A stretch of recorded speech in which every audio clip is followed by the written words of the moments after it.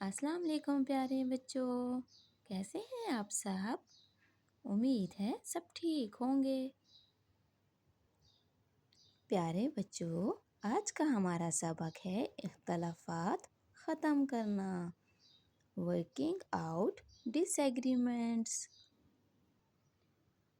आम इख्तलाफात, common disagreements, हम अपने घर, स्कूल और दूसरी जगहों पर अक्सर देखते हैं कि एक ही मामले पर लोगों की राय मुख्तलिफ होती है। वो किसी एक बात पर मुत्तफिक नहीं होते। इसे इख्तलाफ कहते हैं। बाज़ औक़ात ये इख्तलाफात बढ़ते बढ़ते झगड़ों में बदल जाते हैं। इख्तलाफात हमारी ज़िंदगी का हिस्सा हैं। मसलन घरों में, बहन भाइयों में, चीज़ों के इस्तेमाल और मलकियत पर कभी कभार इख्तलाफ पैदा हो जाता है।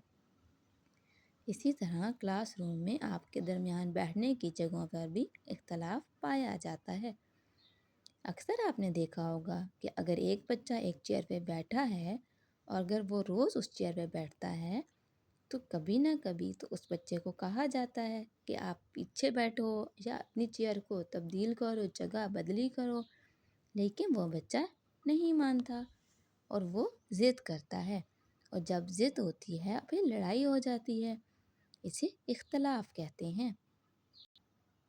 इख्तलाफात रोज़मर्रा ज़िंदगी का हिस्सा हैं। इसकी कुछ भी वजूहात हो सकती हैं। ये इख्तलाफात किसी भी वक्त हो सकते हैं, और लेकिन अगर हम इन इख्तलाफात को कम करने की और ख़त्म करने की कोशिश करें तो हम इसे ख़त्म कर सकते हैं। और अगर इख्तलाफात पर काबू ना पाया जाए तो ये इख्तलाफात झगड़े में तब्दील हो सकते हैं। इख्तलाफात की वजूहात, कॉजेस ऑफ डिसएग्रीमेंट्स। इख्तलाफात क्यों पैदा होते हैं? लोगों के दरमियान इख्तलाफात पैदा होने की कई वजूहात हैं। दूसरों की बात को गौर से ना सुनना, दूसरों की राय का एहतराम ना करना, अपने फ़राइज़ अच्छे तरीके से अदा ना करना, अपनी बारी का इंतज़ार ना करना, गलतफ़हमियाँ पैदा होना, ख्वाहिशात का पूरा ना होना, पसंद और नापसंद का फ़र्क होना, ये सब इख्तलाफात की वजूहात हैं। इख्तलाफात पर काबू कैसे पाया जाता है? रिज़ॉल्विंग डिसएग्रीमेंट्स। सबसे अहम बात यह है कि हम इख्तलाफात से बचें, लेकिन इख्तलाफात हमारी रोज़मर्रा ज़िंदगी का हिस्सा हैं। इसलिए हमें इन इख्तलाफात को हल करना चाहिए और हमें इन बातों पर अमल करना चाहिए कि हम इख्तलाफात पर काबू पा सकें।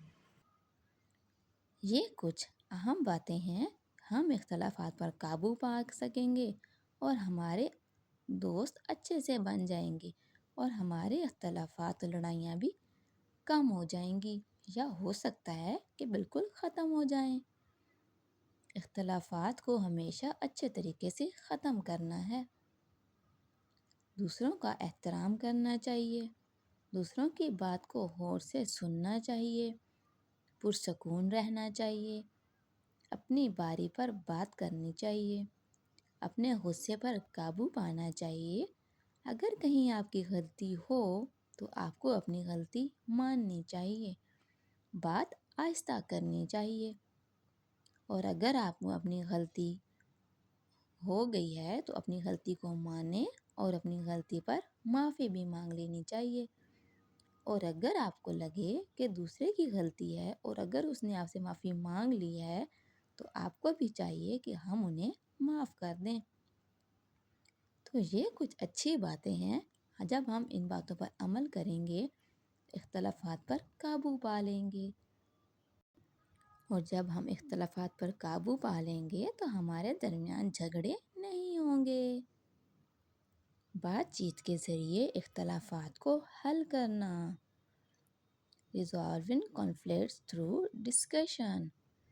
आम तौर पर इख्तलाफ या झगड़ा उस वक्त पैदा होता है जब हम एक दूसरे की बात को नहीं सुनते और अपनी बात को दुरुस्त साबित करने की कोशिश करते हैं।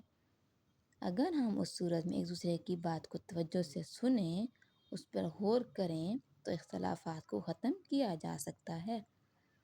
مسائل کا حل اور کا طریقہ کار: resolving conflicts through problem solving methods۔ پرسکون ہو کر سوچیں کہ غصہ کرنے سے اختلافات کم نہیں ہوتے بلکہ بڑھتے ہیں۔ اختلاف کے بارے میں ہماری رائے مختلف ہوتی ہے۔ سنیں ہر ایک کو کہ وہ کیا کہنا چاہتا ہے، اور سوچیں مثبت انداز میں کہ ہم کس طرح ایک دوسرے کی مدد کر سکتے ہیں۔ مختلف باتیں آپ کے سامنے آتی ہیں، اس میں آپ مطمئن نہیں ہوں گے تو مسئلے کا حل نہیں ہوگا۔ اس لیے آپ مطمئن رہیں، مسئلے کا حل سوچیں، اس کا مسئلے کے حل کو کسی بڑے گھر کے کسی بڑے بندے سے بات کریں، اور پھر وہ آپ کی مدد کرے گا۔ جب گھر کے بڑے آپ کی مدد کریں گے اور آپ کے مسئلے حل ہو جائیں گے اور تمام اختلافات بھی ختم ہو جائیں گے۔ تو دیکھا بچوں، آج ہم نے پڑھا اختلافات ختم کرنے کے بارے میں۔ امید ہے آپ کو سمجھ آ گئی ہوگی، اور آپ بھی اپنے فرینڈز اور فیملی کے درمیان اختلافات کو ختم کرنے کی کوشش کریں گے۔ اگر آپ کو میری ویڈیو اچھی لگی ہے، میرے چینل کو لائک کریں، میرے چینل کو سبسکرائب کریں، ویڈیو کو لائک کریں اور شیئر کریں۔ پھر ملتے ہیں کسی نئے سبق کے ساتھ۔ اللہ حافظ۔